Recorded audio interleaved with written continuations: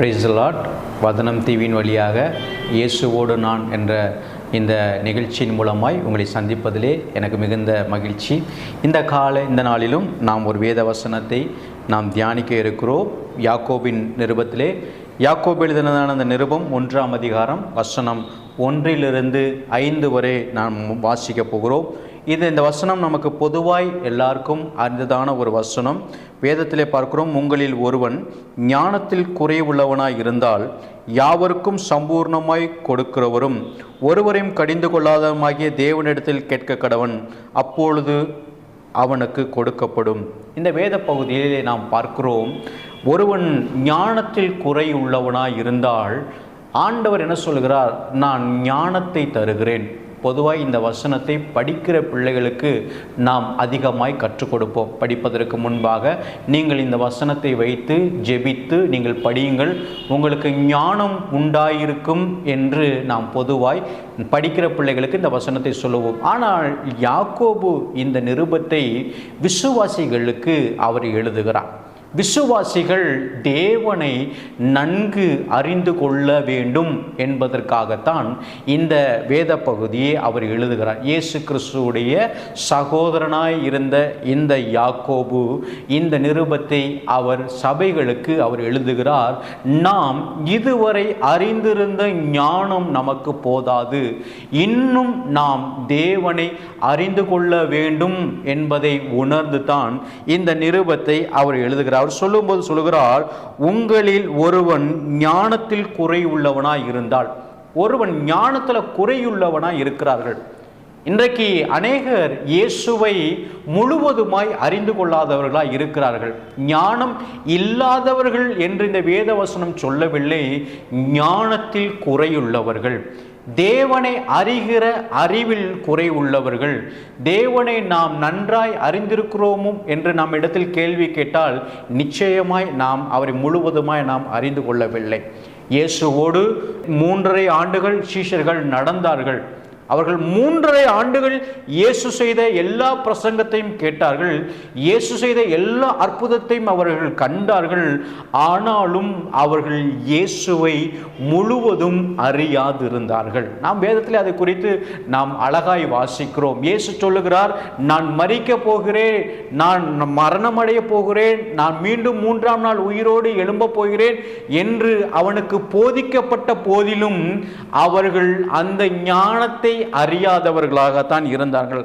அதனால தான் சபைகளுக்கு யாக்கோபு சொல்லுகிறார், உங்களில் ஒருவன் ஞானத்தில் குறை உள்ளவனாய் இருந்தால் நீங்கள் என்ன பண்ண வேண்டும் என்று சொன்னால், யாவருக்கும் சம்பூர்ணமாய் கொடுக்கிறவரும் ஒருவரையும் கடிந்து கொள்ளாதமாகிய தேவனிடத்தில் கேட்க கடவன். ஆண்டவரிடத்தில், ஆண்டவரே நான் இன்னும் உம்மை அறிய வேண்டும், ஆண்டவரே நான் இப்பொழுது உம்மை குறித்து அறிந்திருக்கிறதான அறிவு எனக்கு போதாது, நான் இன்னுமாய் உம்மை பற்றி நான் அறிந்து கொள்ள வேண்டும், இன்னும் உம்முடைய காரியங்களிலே நான் அதிகமாய் உம்மை அறிந்து கொண்டு உம்மோடு கூட உறவாட வேண்டும் என்ற ஒரு எண்ணம் உடையவர்களாய் ஒவ்வொரு விசுவாசிகளும் மாற வேண்டும் என்பதற்காகத்தான் இந்த யாக்கோபு இந்த நிருபத்தை எழுதுகிறார். நம் மத்தேயு சுவிசேஷம் 13ஆம் அதிகாரம் 55ஆம் வசனத்திலே சொல்லும்போது, இயேசு கிறிஸ்து ஊழியம் செய்து கொண்டிருந்த நாட்களிலே அவனுடைய தாயும் அவனுடைய சகோதரர்மார்களும் அவரை சந்திக்க வருகிறார்கள். அப்பொழுது ஒரு சம்பவத்தை பார்க்கிறோம். அவர் பேசுகிற ஞானத்தை குறித்து அங்கே இருக்கிற ஜனங்கள் சொல்லுகிறார்கள், இவன் தச்சனுடைய குமாரன் அல்லவா, இவனுக்கு எப்படி இப்படிப்பட்ட ஞானம் உண்டாயிருக்கிறது என்று சொல்லி இயேசுவின் ஞானத்தை குறித்து அவர்கள் கேள்விப்பட்டிருக்கிறார்கள். அந்த இடத்துல நாம் பார்க்கிறோம், நாம் அந்த இயேசு கிறிஸ்துடைய பிறப்பிலே அந்த அவருடைய வளர்ப்பிலே நாம் சொல்லும்போது லூக்கா சுவிசேஷம் 2ஆம் அதிகாரம் 52ஆம் வசனம் சொல்லும்போது, இயேசுவானவர் ஞானத்திலும் தேவ கிருபையிலும் வளர்த்தியிலும் அதிகமாய் விருத்தி அடைந்தார். இயேசு ஏன் ஞானத்தில் வளரணும்? அவர் தானே ஞானத்தின் ஊற்று. ஆனால் அவர் பூமியிலே இருந்த நாட்களிலே அவர் ஞானத்திலே நிறைந்தவராய் இருந்தார். இந்த பூமியிலே வாழ்கிற ஒவ்வொருவருக்கும் ஞானம் என்பது அவசியம். பேச்சும் அதுவும் தேவனை குறித்ததான ஞானம் ஒவ்வொரு விசுவாசிகளுக்கும் வேண்டும். இந்த வேளையிலும் நாம் அறிந்து கொள்ள வேண்டிய சில காரியங்களை குறித்து நான் உங்களோடு கூட பேச விரும்புகிறேன். அப்போஸ்தலர் நடபடிகள் 6ஆம் அதிகாரம் 10ஆம் வசனத்திலே நாம் ஒரு வேத பகுதியை நாம் பார்க்கிறோம். அங்கே ஸ்தேவான் ஞானத்தினால் நிறைந்தவனாய் பேசுகிறான். அவன் பேசுகிறான். ஸ்தேவான் என்ன பண்ணுறான்? அங்கே இருக்கிறதான யூதர்களோடு அவன் பேசுகிறான்.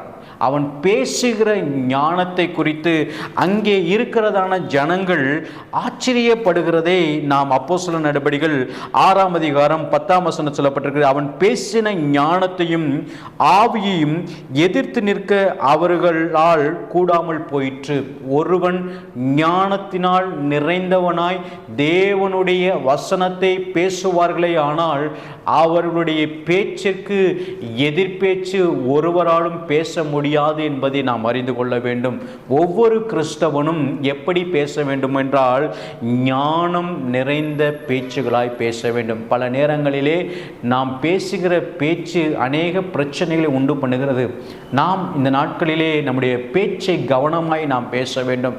அதற்கு நாம் என்ன செய்ய வேண்டும் என்று சொன்னால், ஆண்டவரிடத்தில், ஆண்டவரே எனக்கு ஞானத்தை தாரும் ஆண்டவரே, நான் பேசுகிற ஒவ்வொரு காரியமும், நான் சொல்லுகிற ஒவ்வொரு ஆலோசனையும் மக்களுக்கு பயனுள்ளதாய் மாற வேண்டும் என்று நாம் ஆண்டவரிடத்தில் ஞானத்தை நாம் கேட்டு பெற்றுக்கொள்ளுகிற ஒரு தேவ ஜனங்களாய் நாம் இருக்க வேண்டும். அதை குறித்து அவர் அந்த ஸ்தேவானை குறித்து நாம் பார்க்கிறோம். அவன் வசனத்தை பேசுகிறான். வசனத்தை எப்படி பேசுகிறானா, அந்த 6ஆம் அதிகாரம் 10ஆம் வசனத்திலே அவன் பேசின ஞானத்தையும் ஆவியையும் எதிர்த்து நிற்க அவர்களால் கூடாமல் போயிற்று. யாரெல்லாம் ஆண்டவருடைய ஞானத்தினால ஆவியினால நிறைந்திருக்கிறார்களோ அவர்கள் எதிராய் ஒருவரும் நிற்க முடியாது என்று வேதம் சொல்லுகிறது. இரண்டாவதாக நாம் ஆதியாகமத்தின் புத்தகம் 41ஆம் அதிகாரத்திலே 33ஆம் வசனம் 39ஆம் வசனத்தை நாம் பார்க்கும்போது யோசேப்பை குறித்து நாம் பார்க்கிறோம். இந்த இடத்திலே அந்த யோசேப்பு அவன் பார்வோனுக்கு ஒரு ஆலோசனை கொடுக்கிறான். உங்களில் ஞானம் உள்ளவனை தெரிந்து கொண்டு அவனிடத்தில் இந்த காரியங்கள் எல்லாம் நீங்கள் ஒப்பு கொடுக்க வேண்டும் என்று பார்வோன் இடத்தில் அவன் சொல்லுகிறான். அவன் சொல்கிறான், ஞானம் நிறைந்த ஒருவனால்தான் இந்த தேசம் காக்கப்பட முடியும் என்று யோசேப்பு சொல்லுகிறான். அப்படி என்றால் நாம் ஒன்று நன்றாய் புரிந்து கொள்ள வேண்டும். ஒரு தேசம் காக்கப்படுவதற்கு ஞானம் என்பது நிச்சயமாய் வேண்டும். நாம் தேசத்தை காக்கிறவர்களாய் மாத்திரம் நம்முடைய குடும்பத்தையும் நாம் உற்றார் உறவினர்களையும் சொந்த பந்தங்களையும் நம் இனத்தார்களையும் நாம் காக்கப்படுவதற்கு நாம் ஞானம் உள்ள ஒரு தேவ ஜனங்களாய் இருக்க வேண்டும் என்று இந்த காரியத்திலிருந்து நாம் கற்றுக்கொள்கிறோம். இந்த வேத வசனத்திலே சொல்லப்பட்டிருக்கிறது, யோசேப்பு அவருக்கு சொல்றார், ஞானம் என்பது மிக அவசியம், அவரால்தான் இந்த தேசம் காக்கப்பட வேண்டும். அப்படி என்றால் இன்றைக்கு நமக்கு அதிகமான ஞானம் என்பது அவசியம். ஞானமான பேச்சும் ஞானமான செயலும் நமக்கு இருக்குமே ஆனால் நிச்சயமாய் நாம் இந்த தேசத்தில் உள்ள எல்லா காரியங்களிலிருந்து நாம் காக்கப்படுவோம். கர்த்தர் நமக்கு உதவி செய்வாராக. இந்த ஞானத்தை பெறுகிறதற்கு நாம் என்ன செய்ய வேண்டும்? ஞானத்தை தேவனிடத்தில் கேட்க வேண்டும் என்று அந்த வேதவசனம் அலாச்சில் ஒருவன் உங்களில் ஞானத்தில் குறை உள்ளவனாய் இருந்தால் தேவனிடத்தில் கேட்க கடவுள். ஃபஸ்ட்டு நம் ஆண்டவரிடத்தில் ஞானத்தை கேட்க வேண்டும். ஆண்டவரே, நீர் எனக்கு ஞானத்தை தாரும் ஆண்டவரே, இந்த ஞானம் என்னை வாழ வைக்கும். இந்த உபத்திரவ நாட்களிலே, இனி வருகிறதான உபத்திரவ நாட்களிலே நான் கடந்து செல்வதற்கு தேவனுடைய ஞானம் எனக்கு நிச்சயமாய் வேண்டும் என்று நாம் தேவனிடத்தில் கேட்டு பெற்றுக்கொள்கிறவர்களாய் நாம் இருக்க வேண்டும். அந்த யாக்கோபின் நிருபத்திலே 1ஆம் அதிகாரம் 6ஆம் வசனம் சொல்லப்படுகிறது, நாம் எப்படி கேட்க வேண்டும் என்று சொன்னால் சந்தேகப்படாமல் தேவனிடத்தில் கேட்க வேண்டும். ஆண்டவரே, எனக்கு ஞானத்தை தாரும். இன்றைக்கு நாம் கண்டுபிடிக்கப்பட்ட அநேக கண்டுபிடிப்புகள், நாம் இப்பொழுது உபயோகப்படுத்துகிற அநேக தொழில்நுட்பங்கள் எல்லாவற்றுக்கும் அஸ்திபாரமானது வேதம்தான். வேதத்தை ஒரு மனிதன் கற்றுக்கொண்டு அதிலே அவன் ஆராய்ச்சி செய்கிற போது கர்த்தர் அதிலிருந்து ஞானத்தை தருகிறார். அந்த ஞானத்தின் விளைவாகத்தான் இன்றைக்கு நாம் அநேக கண்டுபிடிப்புகளை கண்டுபிடிக்கப்பட்டிருக்கிறது. அதே மாத்திரமல்ல, கண்டுபிடிப்பதற்கு மாத்திரம் ஞானம் நமக்கு தேவையில்லை. ஆண்டவரோடு இன்னும் கிட்டி சேர்வதற்கு நமக்கு ஞானம் வேண்டும் என்று நாம் பார்க்கிறோம். வேதத்திலே நாம் பார்க்கிறோம், நீதிமொழிகளின் புத்தகம் 1ஆம் அதிகாரம் 7ஆம் வசனம் சொல்லுகிறது, கர்த்தருக்கு பயப்படுதலே ஞானத்தின் ஆரம்பம். என்றைக்கு ஒரு மனுஷன் கர்த்தருக்கு பயப்படுகிறானோ அன்னைக்கு அவனுக்கு ஞானம் உண்டாயிருக்கும். இன்றைக்கு கர்த்தருக்கு பயப்படுகிறதான பயம் என்பது குறைந்து கொண்டே இருக்கிறது. கர்த்தருக்கு ஒரு மனிதன் கர்த்தருக்கான பயத்தை விட்டு அவன் விலகி போகிற போது அவன் ஞானம் இல்லாத செயல்களை செய்கிறான். ஆண்டவரோடு ஒரு மனிதன் நடக்கிற போது, ஆண்டவரோடு ஒரு மனிதன் இணைக்கப்படுகிற போது ஞானத்தை பெற்றுக்கொள்கிறான். இந்த யாக்கோபு நிருபத்திலே இந்த 1ஆம் அதிகாரத்திலே நாம் பார்க்கும்போது அவர் அழகாய் சொல்கிற, யாக்கோபு உங்களில் ஒருவன் ஞானத்தில் குறை உள்ளவனாய் இருந்தான் ஆண்டவரிடத்தில் நாம் கேட்க வேண்டும். இந்த வேளையிலே நாம் ஒன்றை நன்றாய் புரிந்து கொள்ள வேண்டும். நாம் ஞானம் உடையவர்களாக இருக்க வேண்டும். ஞானம் இல்லாமல் வேதத்தில் சொல்லப்பட்டிருக்கு, ஞானம் தன் வீட்டை கட்டும். வேதத்தில் நிறைய ஞானவான்களை குறித்து சொல்லப்பட்டிருக்கிறது. ஞானம் என்னென்னலாம் செய்யும்னா நாம் வேதத்திலிருந்து பார்ப்போமே, ஆனால் அநேக காரியங்கள் இந்த வேதத்தில் சொல்லப்பட்டிருக்கிறது. ஞானத்தின் ஊற்று ஆண்டவர். இந்த நாட்களிலே நாம் ஆண்டவரோடு இணைக்கப்பட்ட ஒரு வாழ்க்கை வாழுவோம். நாம் ஆண்டவரோடு கிட்டி சேர்கிற ஒரு வாழ்க்கை வாழுவோம். இன்னும் ஞானத்திலே நாம் வளருகிறதுக்கு வேதத்தை நாம் அதிகமாய் வாசிப்போம். நாம் ஆண்டவரோடு இருந்தால் நிச்சயமாய் நமக்கு ஞானம் என்பது உண்டாயிருக்கும்.